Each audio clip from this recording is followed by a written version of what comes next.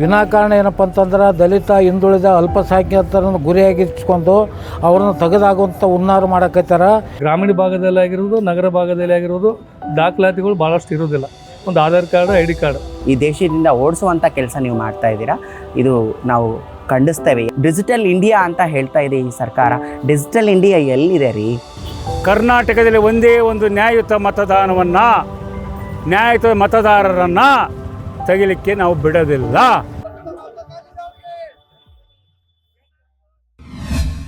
ಇದು ಕಾನೂನುಬದ್ಧವಾಗಿ SIR ಮಾಡಬೇಕು. ಯಾಕಂದ್ರೆ ರಿಕಾರ್ಡ್ಸ್ ಹೊರದೇಶದವ್ರು ಬಂದಿರೋ ತೆಗಿಲಿ ಪರವಾಗಿಲ್ಲ, ಸತ್ತವ್ರು ಡಿಲೀಟ್ ಮಾಡಲಿ ಪರವಾಗಿಲ್ಲ. ವಿನಾಕಾರಣ ಏನಪ್ಪ ಅಂತಂದ್ರೆ ದಲಿತ ಹಿಂದುಳಿದ ಅಲ್ಪಸಂಖ್ಯಾತರನ್ನು ಗುರಿಯಾಗಿಸ್ಕೊಂಡು ಅವ್ರನ್ನ ತೆಗೆದಾಗುವಂಥ ಹುನ್ನಾರ ಮಾಡಕತ್ತಾರ. ಇದು ತೆಗೆಯೋದ್ರಿಂದ ಈ ದೇಶದಲ್ಲಿ ಈ ಅದು ಇದರಿಂದ ಹೊರಗಡೆ ಉಳಿದ್ರೆ ಅವರಿಗೇನಪ್ಪ ಅಂತಂದ್ರೆ ಯಾವುದೇ ಸೌಲಭ್ಯ ಸಿಗಂಗಿಲ್ಲ, ಸರ್ಕಾರ ಸೌಲಭ್ಯ ಸಿಗಂಗಿಲ್ಲ. ಅದಕ್ಕಾಗಿ ಇವತ್ತು ಇದು ರಾಜ್ಯದಂತ ಇವತ್ತು SIR ಜಾಗೃತ ಕಾರ್ಯಕ್ರಮ ಕೈಗೊಂಡಿದ್ದಾರೆ.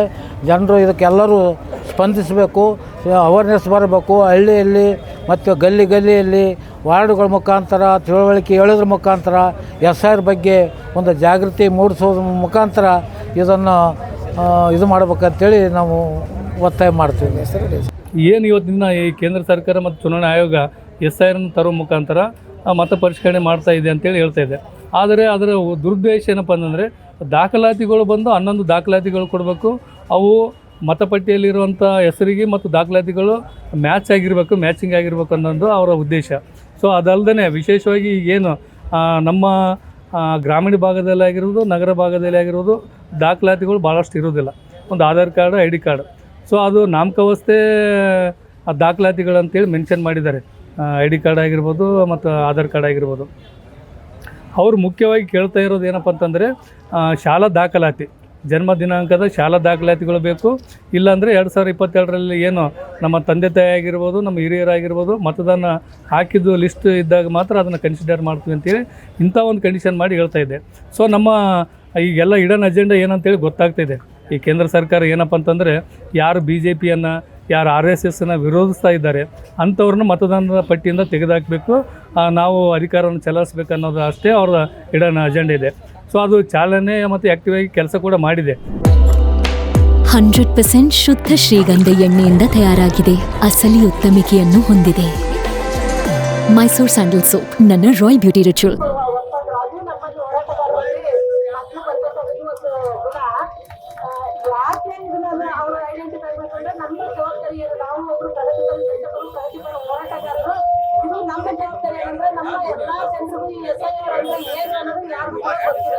ಹಾಗಾಗಿ ಸುಮಾರು ಜನಕ್ಕೆ SIR ಅಂದ್ರೆ ಇದರಿಂದ ನಮ್ಗೆ ಏನ್ ಲಾಸ್ ಆಗ್ತದೆ, ಯಾಕೆ ಜಾತ ನಡೀತಿದೆ ಅನ್ನೋದು SIR ಸಂಬಂಧಪಟ್ಟಂಗೆ ಏನಂದ್ರೆ ತಿದ್ದುಪಡಿ ಮಾಡ್ತಾರೆ. ಓಟರ್ಗಳು ತಿದ್ದುಪಡಿ ಮಾಡ್ತಾರ. ಯಾರು ಸತ್ತೋಗಿದಾರ ಅವ್ರು ತೆಗೆದು, ಯಾರು ಹುಟ್ಟಿ 18 ವರ್ಷ ಆಗಿದೆ ಅವ್ರನ್ನ ಓಟರ್ ಸೇರ್ಸಂತದ್ದು ಮಾಡ್ತಾರ. ಆದ್ರೆ ಇವತ್ತು ನಡೀತಿರೋದು ನಿಜ ಅಂಶ ಏನು, ಅದು ಕರೆಕ್ಟಾಗಿ ಅದೇ ನಡೀತಿದ್ಯಾ? ಬದುಕಿರುವಂತ ಜೀವಂತವಾಗಿರುವಂತ ಲಕ್ಷಾಗಟ್ಟಲೆ ಜನರನ್ನ ಇವತ್ತು ಅವ್ರಿಲ್ಲ ಸತ್ತೋಗಿದ್ದಾರೆ, ಅವ್ರಿಲ್ಲ ಅಂತಂದೇಳಿ ಇವತ್ತು ಸರ್ಕಾರ ಅದನ್ನ ಪ್ರೂಫ್ ಮಾಡ್ತಿದೆ, ಕೇಂದ್ರ ಸರ್ಕಾರ. ಹಂಗಾಗಿ ಇದು ಸರಿಯಾದದಲ್ಲ, ತಪ್ಪು. ಇದು ಬಿಹಾರದಲ್ಲಿ ನಡೆದಿದೆ, ರಾಜಸ್ಥಾನದಲ್ಲಿ, ತಮಿಳುನಾಡು, ಕೇರಳದಲ್ಲಿ ನಡೆದಿದೆ. ಆದ್ರೆ ಕರ್ನಾಟಕದಲ್ಲಿ ಯಾವುದೇ ರೀತಿಯಲ್ಲಿ ನಮ್ಮ ಒಂದು ಓಟು ಕೂಡ ಮಿಸ್ಗೈಡ್ ಆಗ್ತಾ ಇರಲಿ ನೋಡ್ಕೊಳ್ಳುವಂಥದ್ದು ನಮ್ಮೆಲ್ಲರ ಜವಾಬ್ದಾರಿ. ಯಾರು ನಾವು ಪ್ರಗತಿಪರ ಹೋರಾಟಗಾರ ಅನ್ಸ್ಕೊಳ್ತೀವೋ ನಮ್ಮೆಲ್ಲರೂ ಜವಾಬ್ದಾರಿ ಇದೆ. ಹಾಗಾಗಿ ನಮ್ಗೆ ಈಗ ನಮ್ ತಪ್ಪಾಗಿರೋದನ್ನ ನಾವು ಅರ್ಥಕೊಂಡಿದ್ರೆ ಇವತ್ತಿಂದಲೇ ನಮ್ಗೆ ಇನ್ನೂ ಕಾಲ ಇದೆ. ನಮ್ಮವ್ರು ಯಾರೇ ಒಬ್ರು ಓಟು ಮಿಸ್ ಆಗ್ತಾರೆ ನೋಡ್ಕೊಳ್ತೀವಿ ಅನ್ನೋದನ್ನ ನಾವೆಲ್ಲರೂ ಕೂಡ ನಮ್ಮ ಜವಾಬ್ದಾರಿಗಳನ್ನ ತಗೊಳ್ಬೇಕು. ಈ ಜನರ ಪರ ನಾವು ಇರ್ತೀವಿ ಅನ್ನೋದನ್ನ ನೀವು ಪಣ ಕೊಡ್ಬೇಕು. ಇದು ಮಾತ್ರ ಅಲ್ದೇನೆ ಹೆಣ್ಮಕ್ಳು ಓಟರ್ ಲಿಸ್ಟ್ ಅಲ್ಲಿ ತುಂಬಾ ಜನರಿಗೆ ಹೋಗ್ತಿದೆ. ಯಾಕಪ್ಪ ಅಂತಂದ್ರೆ ಅಲ್ಲಿ ಹೆಣ್ಮಕ್ಳಿಗೆ ತವ್ರ ಮನೆ ಒಂದು ಹೆಸರು ಇರುತ್ತೆ, ಗಂಡನ ಮನೆಯಲ್ಲಿ ನಮ್ಗೆ ಮದುವೆ ಮಾಡ್ಬೇಕಾದ್ರೆ ಜಾತಕ ಪ್ರಕಾರ ನಮ್ಗೆ ಹೆಣ್ಣಿಂದ ಹೆಸರು ಸೆಟ್ ಆಗಿಲ್ಲ ಅಂತ ಹೇಳಿ ನಾವು ಚೇಂಜ್ ಮಾಡ್ತಿದ್ವಿ. ಅದ್ರಲ್ಲಿ ಹೆಣ್ಮಕ್ಳು ಏನಾಗ್ತಿದೆ ಅಂತಂದ್ರೆ ಮ್ಯಾಚ್ ಆಗಲ್ಲ ನಮ್ಗೆ. ಹಂಗಾಗಿ ತುಂಬಾ ಜನ ಹೆಣ್ಮಕ್ಳಿಗೆ ವೋಟರ್ ID ತುಂಬಾ ಲೇಸ್ ಆಗ್ತದೆ. ಇದು ಕೂಡ ನಮ್ಮೆಲ್ಲರೂ ಜವಾಬ್ದಾರಿ. ನೀವು ಅದನ್ನ ಇಟ್ಕೊಂಡು ಪ್ರತಿಯೊಂದು ಕೂಡ ಮಾಡ್ಬೇಕು. ಇಲ್ಲಿ ಏನ್ ಮನೆ ಮನೆಗೆ ಬರ್ತಾರೆ, ಎಲ್ಲಿ ಯಾಕೆ ಮಿಸ್ ಆಗಿದೆ ಅನ್ನೋದನ್ನ ನೀವು ಕೂಡ ಅವ್ರ ಹತ್ರ ಕೇಳಿಸ್ಕೊಡ್ಕೊಂಡು ಯಾವ್ದು ಆಗಿಲ್ವಾ ಅವ್ರದ್ದು ನೀವು ಮತ್ತೆ ಸೇರ್ಪಡೆ ಮಾಡೋದು, ಇಂಥ ಉದಾರ ಜೀವಂತ ದಾಖಲೆಗಳನ್ನ ಕೊಡುವಂಥದ್ದು ನಮ್ಮೆಲ್ಲರೂ ಜವಾಬ್ದಾರಿ. ಹಂಗಾಗಿ ನೀವೆಲ್ಲರೂ ಕೂಡ ಈ ಈ ಜವಾಬ್ದಾರಿ ತಗೊಳ್ತೀರ ಅನ್ನೋ ವಿಶ್ವಾಸ ನಮಗೂ ಇದೆ. ಹಾಗಾಗಿ ಇದ್ರ ಜೊತೆಗೆ ನಾವು ನೀವು ಎಲ್ಲರೂ ಸೇರಿ ಒಟ್ಟಾಗಿ ಈ 20ನೇ ತಾರೀಕು ಫ್ರೀಡಂ ಪಾರ್ಕ್ ಅಲ್ಲಿ ಸಿಗೋಣ, ಹೋರಾಟದಲ್ಲಿ ಅಂತಂದು ಹೇಳ್ತಾ ನಮ್ಮ ಮಾತುಗಳಿಗೆ ಜೈ ಹಿಂದ್ ಕರ್ನಾಟಕ. ಇವತ್ತು ದೇಶದಲ್ಲಿ ಲಾಗು ಆಗಿದೆ. ಅದೇ ರೀತಿ ನಮ್ಮ ಕರ್ನಾಟಕದಲ್ಲಿ ಏನು ತೊಗೊಂಬರ್ತಾ ಇದ್ದಾರೆ ಅದು ನಮ್ಮ ಸಮುದಾಯಕ್ಕೆ ತುಂಬ ಎಫೆಕ್ಟಿವ್ ಆಗ್ತಾ ಇದೆ. ಯಾಕೆ ಅಂತಂದರೆ ಕಳೆದ ಶತಮಾನದಿಂದ ನಮ್ಮ ಸಮುದಾಯದವರು ಈ ದೇಶದಲ್ಲಿ ನಾವಿದ್ದೀವಿ. ರಾಮಾಯಣ ಮತ್ತು ಮಹಾಭಾರತದಲ್ಲಿ ಉಲ್ಲೇಖ ಆಗಿದೆ ಅಂತ ತಾವುಗಳೇ ಹೇಳ್ತೀರಾ. ಮತ್ತು ನಮ್ಮ ಸಮುದಾಯಕ್ಕೆ 2014ರಲ್ಲಿ ಸುಪ್ರೀಂ ಕೋರ್ಟ್ ನ್ಯಾಷನಲ್ ಜಡ್ಜ್ಮೆಂಟ್ ತೀರ್ಪು ಕೊಟ್ಟ ನಂತರ ದಿನಗಳಲ್ಲಿ ನಮಗೆ ವೋಟಿಂಗ್ ಪವರ್ ಈ ದೇಶದ ನಾಗರಿಕರಂತ ನೀವು ಗುರುತಿಸಿದ್ರಿ. 10 ವರ್ಷ ಆಯಿತು. ಮತ್ತು ಈಗ ನೀವು SIR ತೊಗೊಂಡು ಬಂದು ನಮ್ಮನ್ನು ಏನು ಈ ದೇಶದಿಂದ ಓಡಿಸುವಂಥ ಕೆಲಸ ನೀವು ಮಾಡ್ತಾಯಿದ್ದೀರಾ. ಇದು ನಾವು ಖಂಡಿಸ್ತೇವೆ. ಯಾಕಂತಂದರೆ ನಾವು ತಂದೆ ತಾಯಿ ಮನೆ ಮಠ ಬಿಟ್ಟು ನಾವು ಬಂದಿರ್ತೀವಿ. ನಮಗೆ ID ಮೂಲ ದಾಖಲಾತಿ ನಾವು ಏನಂತ ಕೊಡೋಣ. 2002ರಲ್ಲಿ ನಮ್ಮದು ವೋಟಿಂಗ್ ಕಾರ್ಡ್ ಎಲ್ಲಿಂದ ನಾವು ತಂದು ಕೊಡೋಣ. ನಮ್ಮ ತಂದೆ ತಾಯಿನೇ ನಮಗೆ ಮನೆಯಲ್ಲಿ ಒಪ್ಕೊಂಡಿಲ್ಲ. ನಮ್ಮ ತಂದೆ ತಾಯಿ ಹೇಗೆ ನಮ್ಮನ್ನು ಈ ಸರ್ವೇದಲ್ಲಿ ಭಾಗ ಆಗಕ್ಕೆ ಬಿಡ್ತಾರೆ ನಮ್ಮನ್ನು. ಮತ್ತು ನನ್ನ ಹೆಸರು ಎಷ್ಟೇ ಚೇಂಜ್ ಆಗಿರಲ್ಲ, ನನ್ನ ಜೆಂಡರ್ ಚೇಂಜ್ ಆಗಿರುತ್ತೆ, ನನ್ನ ಹೆಸರು ಚೇಂಜ್ ಆಗಿರುತ್ತೆ, ನನ್ನ ಹುಟ್ಟಿದ ಸ್ಥಳ ಚೇಂಜ್ ಆಗಿರುತ್ತೆ, ನಾನು ಇರುವಂಥದ್ದು ಪ್ರದೇಶನೇ ಬೇರೆ ಇರುತ್ತೆ. ಈಗ ಹೀಗಿರುವಾಗ ನಮ್ಮನ್ನು ಯಾವ ಥರ ನೀವು ನೋಡ್ತೀರಾ? ಆಮೇಲೆ 11 ದಾಖಲಾತಿ ಕೇಳೀವಿ ಅಂತ ಹೇಳ್ತೀರಾ. ಆ 11 ದಾಖಲಾತಿಯಲ್ಲಿ ಈಗ ನಾನು 11 ದಾಖಲಾತಿನೂ ಸಬ್ಮಿಟ್ ಮಾಡೋಕ್ಕೆ ಆಗದೇ ಇದ್ದಾಗ ನಾನು ಏನು ಮಾಡಿ, ಒಂದು ಹೆಸರಲ್ಲಿ ಸ್ಪೆಲ್ಲಿಂಗ್ ಮಿಸ್ಟೇಕ್ ಅಂತ ನೀವು ಹೇಳ್ತಾ ಇದ್ದೀರಾ. ಒಂದು ಹೆಸರು ಸ್ಪೆಲ್ಲಿಂಗ್ ಮಿಸ್ಟೇಕ್ ಅಲ್ಲ, ಹೆಸರೇ ಚೇಂಜ್ ಇದೆ, ಜೆಂಡರ್ ಚೇಂಜ್ ಇದೆ, ಸ್ಥಳ ಚೇಂಜ್ ಇದೆ, ತಂದೆ ತಾಯಿ ನಮ್ಮನ್ನು ಸೇರಿಸ್ಕೋದಿಲ್ಲ. ನಾವು ಏನಂತ ಕೊಡೋಣ? ಈ ದೇಶದ ನಾಗರಿಕರು ನಾವು ಅಲ್ವಾ? ಈ ದೇಶದ ಪ್ರಜೆಗಳು ನಾವಲ್ವಾ?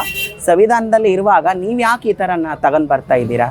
ಇದು ಅಪರಾಧ ಇದು. ಯಾಕಂದರೆ ಈ ದೇಶದಲ್ಲಿ ಸುಮಾರು ಬದಲಾವಣೆ ಆಗ್ತಾಯಿದೆ 2014ರಿಂದ. ಏನು ಸತತವಾಗಿ 12 ವರ್ಷದಿಂದ BJP ಸರ್ಕಾರಕ್ಕೆ ನಾನು ಧಿಕ್ಕಾರ ಹೇಳ್ತೀನಿ. ಯಾಕಂದರೆ 12 ವರ್ಷದಲ್ಲಿ ತುಂಬ ಬದಲಾವಣೆ ಮಾಡಿದ್ದಾರೆ. ದೇಶದ ಅಭಿವೃದ್ಧಿ ಕಡೆ ಗಮನ ಹರಿಸಬೇಕು, ದೇಶದ ಸರ್ವನಾಶದ ಕಡೆ ಗಮನ ಹರಿಸ್ತಾ ಇದ್ದೀರಾ ನೀವು. ಪುಲ್ವಾಮಾ ಯುದ್ಧ ಆಗಿರ್ಬೋದು, ಮತ್ತು ನಮ್ಮ ದೇಶದ ನೋಟ್ಬಂದಿ ಆಗಿರ್ಬೋದು, ಆಮೇಲೆ ಎಷ್ಟೋ ರೈಲುಗಳು ಇವತ್ತು ಅಪಘಾತ ಆಗ್ತಾ ಇದ್ದಾವೆ. ಮತ್ತು ಅದ್ರ ಕಡೆ ಗಮನ ಇಲ್ಲ. ನೀಟ್ ನಡೀತಾ ಇರುವಂಥ ಪ್ರಸ್ತುತದಲ್ಲಿ ಯುವಕರ ಜೀವನ ಜೊತೆ ಆಟ ಆಡ್ತಾ ಇರುವಂಥ ಸರ್ಕಾರ, ಅದ್ರ ಕಡೆ ಆ ಲೋಪದೋಷದ ಕಡೆ ಗಮನ ಹರಿಸಬೇಕು. ಡಿಜಿಟಲ್ ಇಂಡಿಯಾ ಅಂತ ಹೇಳ್ತಾ ಇದೆ ಈ ಸರ್ಕಾರ. ಡಿಜಿಟಲ್ ಇಂಡಿಯಾ ಎಲ್ಲಿದೆ ರೀ? ಇಂಥ ಕೇಂದ್ರ ಚುನಾವಣೆ ಆಯೋಗದ ಈ ಹೊಸ ಪದ್ಧತಿ ಅತ್ಯಂತ ಜನದ್ರೋಹಿ. ಯಾಕೆ ಜನದ್ರೋಹಿ? ಮೂಲಭೂತ ಜನರನ್ನ ಓಟ್ ಕಳಿತಕ್ಕಂಥ 10 ಅಂಶಗಳನ್ನು ಒಳಗೊಂಡಂತೆ ಇದರಲ್ಲಿ ಅಳವಡಿಸಿರ್ತಕ್ಕಂಥದ್ದು ಇಡೀ ಭಾರತದ ಜನರನ್ನ ಅನುಮಾನ ಪಡುವಂಥ ಮತ್ತು ಅವ್ರನ್ನ ಅಪರಾಧಿ ಸ್ಥಾನದಲ್ಲಿ ನಿಲ್ಲಿಸುವಂಥ ಒಂದು ಪ್ರಕ್ರಿಯೆ ಏನೈತಿ, ಇದನ್ನು ನಾವು ಒಪ್ಪಲಿಕ್ಕೆ ಸಾಧ್ಯ ಇಲ್ಲ. ಏನದು? ಒಂದು ಸಣ್ಣ ಅಕ್ಷರ ತಪ್ಪಿದರೆ ಓಟಿನಿಂದ ತೆಗೆದಾಕ್ತಕ್ಕಂಥ ಕ್ರಮ. ಅದಕ್ಕೆ ಚುನಾವಣೆ ಆಯೋಗದ ನಿಯಮ ಏನೈತಿ? ನಿಜವಾಗಿ ಅಂತಂದರೆ ಅಕ್ಕಪಕ್ಕ ಇರ್ತಕ್ಕಂಥ ಪಂಚನಾಮೆ ತೆಗೆದು ಇವರು ಇಲ್ಲಿಯ ಮೂಲ ನಿವಾಸಿಗಳು ಅಂತ ಖಾತ್ರಿ ಆದ ತಕ್ಷಣ ಓಟ್ ಕೊಡ್ಬೇಕನ್ನೋ ಪದ್ಧತಿ ಇತ್ತು. ಇಡೀ ದೇಶದಲ್ಲಿ 77 ವರ್ಷ ಹುಡುಕಿ ಮತವನ್ನು ಕೊಟ್ಟಿರ್ತಕ್ಕಂಥ ಈ ದೇಶ ಎಲ್ಲ ಬಡವರನ್ನ, ದಲಿತರನ್ನ, ಮಹಿಳೆಯರನ್ನ ದೊಡ್ಡ ಸೇರ್ಪಡೆ ಮಾಡಿ ಇಡೀ ಜಗತ್ತಿನ ದೊಡ್ಡ ಪ್ರಜಾಪ್ರಭುತ್ವವನ್ನು ಕಟ್ಟಿರ್ತಕ್ಕಂಥ ಈ ದೇಶ ಪ್ರಜಾಪ್ರಭುತ್ವ ವಿರೋಧಿಯಾಗಿರ್ತಕ್ಕಂಥ, ಸಂವಿಧಾನದ ಬಾಹಿರವಾಗಿರ್ತಕ್ಕಂಥ ಈ ಅಂಶಗಳನ್ನೇನು ಒಳಗೊಂಡಿದ್ದೀರಿ, ಇದನ್ನು ಒಪ್ಪಲಿಕ್ಕೆ ಸಾಧ್ಯ ಇಲ್ಲ. ಬೇರೆ ರಾಜ್ಯಗಳಲ್ಲಿ ನೀವು ಮಾಡಿ 6.5 ಕೋಟಿ ಜನರನ್ನ ಇವತ್ತು ಅವ್ರನ್ನ ಅನಾಥರು ಮಾಡಿದ್ದೀರಿ, ಅವ್ರನ್ನ ಆತಂಕದಲ್ಲಿಟ್ಟಿದ್ದೀರಿ, ಅವ್ರನ್ನ ಭಯದಲ್ಲಿಟ್ಟಿದ್ದೀರಿ. ಕರ್ನಾಟಕದಲ್ಲಿ ಒಂದೇ ಒಂದು ನ್ಯಾಯಯುತ ಮತದಾರರನ್ನು ತೆಗಿಲಿಕ್ಕೆ ನಾವು ಬಿಡೋದಿಲ್ಲ. ಈ ದೇಶದ ಎಲ್ಲ ಜಾತಿ ಜನಾಂಗಕ್ಕೆ ಮತದಾರರ ಹಕ್ಕನ್ನ ಕೊಟ್ಟಿರುವಂತಹ ಪರಿಜ್ಞಾನ ನಮ್ಮಲ್ಲಿ ಬರಬೇಕಾಗಿದೆ. ಯಾಕಂದ್ರೆ ಎಷ್ಟು ಬೇಗ ಆದ್ರೆ ಬಾಬಾ ಸಾಹೇಬ್ ಹೋರಾಟ ಯಾರಿಗೂ ಕೂಡ ಅರ್ಥ ಆಗಲಿಲ್ಲ.